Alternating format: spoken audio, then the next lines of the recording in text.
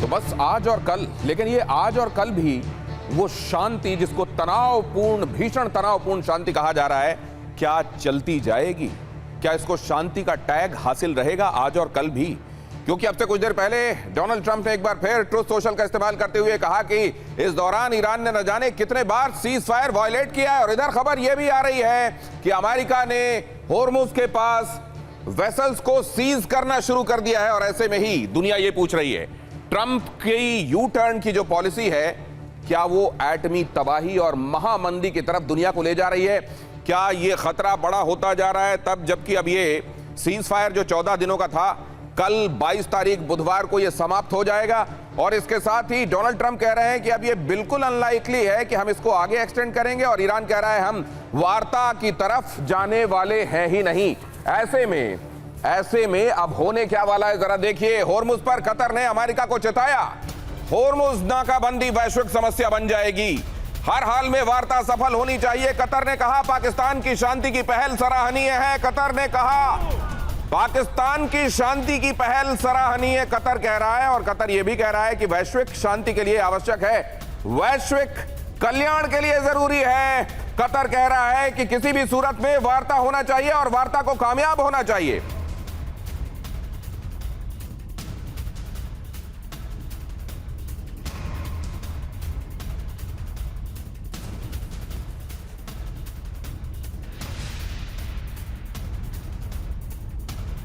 और इस्फहान के सफा में आई धमाके की आवाज। अब आइए अगली खबर की तरफ आपको ले चलता हूं। पहाड़ में सुनी गई तेज धमाके की आवाज। इस्फहान में ईरान की परमाणु साइट है। आईआरजीसी ने धमाके की पुष्टि की है। धमाका हुआ है, इस बात को आईआरजीसी ने भी कबूला है। अब ये धमाका क्यों हुआ? क्या ये सैबोटाज है या फिर असल में हमले शुरू हो गए हैं? ये किस तरह का धमाका था? इस्फहान, नतांज, फोर्दो, ये वो साइट्स हैं, बुशहर, जो अतिरिक्त सुरक्षा में रहने वाली जगहें हैं। और यहां पर अगर धमाका हो रहा है तो जाहिर है ये सवाल खड़े करता है। सवाल ये खड़े हो रहे हैं कि क्या इंटरनली ईरान में कुछ ऐसा है जो संघर्ष को जन्म दे रहा है? खुद ईरान के भीतर ऐसे तत्व हैं क्या जो इन जगहों पर जाकर कोई शरारत कर सकते हैं, सैबोटाज कर सकते हैं? और अगर ऐसा नहीं है तो क्या दुश्मन ने एक बार फिर से, ईरान के दुश्मन ने एक बार फिर से ईरान पर हमला करना शुरू कर दिया है? आईआरजीसी अगर इस बात को स्वीकार रहा है कि हां धमाके शुरू हो गए हैं, तो सवाल यह है कि धमाके कर कौन रहा है? अगली खबर की तरफ आपको ले चलता हूं। इस्लामाबाद वार्ता में शामिल होगा ईरान। खबर ये आ रही है एक्सियोस के हवाले से, और अगर ऐसा है तो ये बहुत बड़ी खबर है। एक्सियोस के हवाले से ये बड़ी खबर, ईरान के सुप्रीम लीडर मुस्तफा ने इस बात की इजाजत दे दी है, बुधवार को इस्लामाबाद में बातचीत संभव है। तो अभी तक जो एकदम पॉसिबिलिटी नहीं लग रही थी और ईरान की तरफ से केवल डिनाइल की बातें आ रही थी कि हम इस वार्ता में शामिल नहीं होंगे, एक्सियोस ये कह रहा है कि मुस्तफा खामनेई ने अब इस बात की इजाजत दे दी है कि हमारा डेलीगेशन भी बातचीत के लिए जाए। अमेरिकी डेलीगेशन पहुंच रहा था और ईरानी डेलीगेशन पहुंचेगा या नहीं, इस बात पर संशय के बादल थे। एक्सियोस ये कह रहा है कि मुस्तफा खामनेई के ओके कहने के बाद, अप्रूव करने के बाद अब ईरानी डेलीगेशन भी बातचीत के लिए तैयार हो गया है। हालांकि ईरान की तरफ से खुद इस बात की पुष्टि होना अभी बाकी है। अगली खबर, होर्मुज पर ईरान ने झंडा लहराया। पैराग्लाइडर से फ्लैग फहराता दिखाई दिया शख्स।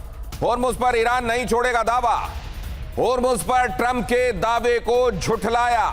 होर्मुज पर पूरी तरह से अमेरिकी नेवी चीजों को कंट्रोल कर रही है। इस बात को झुठलाने के लिए यह पैराग्लाइडर ईरान का झंडा लेकर यहां पर उड़ता हुआ होर्मुज स्ट्रेट के करीब, यह इस बात की मुनादी, इस बात का ऐलान कि यहां पर तो चलेगी ईरान की, यह बात बताने के लिए यहां पर यह झंडा लहराया गया है, जिसको आप यहां पर देख रहे हैं। अब ये दो तीन चीजें जो आपने देखी, अभी आपने देखा कि इस्फहान में एक बड़ा धमाका हुआ। आईआरजीसी कह रहा है कि हां यह धमाका हुआ, जिसके बारे में स्पष्ट नहीं है कि धमाका क्यों हुआ।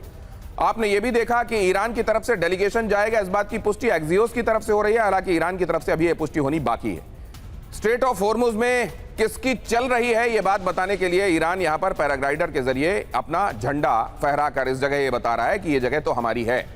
इस सब के बीच में कल डेडलाइन आप जानते हैं ओवर हो रही है। सीज फायर कल, जो इसके लिए 14 दिन वक्त तय किया गया था, वो कल खत्म हो रहा है। इधर वार्ता किसी भी सूरत में कामयाब होना चाहिए। कतर और तमाम जीसीसी कंट्रीज को यह लगने लगा है कि अगर यह कामयाब नहीं हुआ तो सबसे ज्यादा जो पिसेंगे वो हम पिसेंगे, क्योंकि अमेरिका तो भौगोलिक रूप से बहुत दूर है। तो अमेरिका का जो गुस्सा होगा ईरान का, वो हम पर उतरेगा। ये बात तो ये देख भी चुके हैं ये कंट्रीज, इसलिए यहां पर ये डर बड़ा होता जा रहा है। तो अब होगा क्या? सवाल यह है, हमारे एक्सपर्ट्स क्या देख रहे हैं, एक्सियोस की रिपोर्ट, क्या वाकई डेलीगेशन ईरान का रजामंद हो जाएगा? रजामंद आने के लिए तो हो जाएगा, लेकिन जब टेबल पर बैठेंगे तो क्या बातचीत होगी? और बातचीत में क्या कोई ऐसा रास्ता निकलेगा जिससे सीज फायर कम से कम अगले कुछ दिनों तक एक्सटेंड हो जाए? क्या कुछ एक अगले दौर की वार्ता के संदर्भ में चर्चा होगी? Let's talk for the talks ahead, ऐसा कुछ हो जाएगा?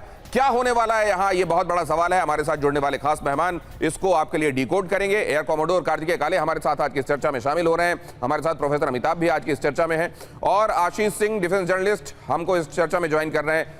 अचल कुमार मल्होत्रा साहब पूर्व राजदूत हमारे साथ इस चर्चा का हिस्सा हैं और कार्तिकेय काले साहब ने जो शर्ट पहनी हुई है उसमें MiG-27 भी आपको दिखाई दे रहा है। बहरहाल आगे आपको ले चलता हूं। यहां देखिए, ईरान के एक और जहाज पर अमेरिका का कब्जा। हिंद प्रशांत में तिफानी टैंकर जब्त किया गया। तो उसका की जब्ती के बाद की कार्रवाई ईरान के गुप्त बेड़े का हिस्सा है तिफानी। ईरान के गुप्त बेड़े के हिस्से को भी अब यहां पर कैप्चर कर लिया गया है। पहले तोस्का के बारे में कल हमने आपको खबर बताई ही थी और यही बातें, जाहिर है यही बातें वो तमाम बातें हैं जो किसी वार्ता के पहले के शुभ संकेत नहीं हैं। वार्ता हो पाएगी कि नहीं यही अभी खटाई में है, लेकिन उसके पहले के कई चीजें होती हैं जो जहां से इशारे मिलते हैं कि आगे क्या होने वाला है। और ये पूरी दुनिया में कोई भी बता सकता है कि ये अच्छे ओमेन नहीं है, they are not good omen. अब यहां पर देखिए, यहां तोस्का के बाद एक और जहाज को कब्जे में ले लिया गया है।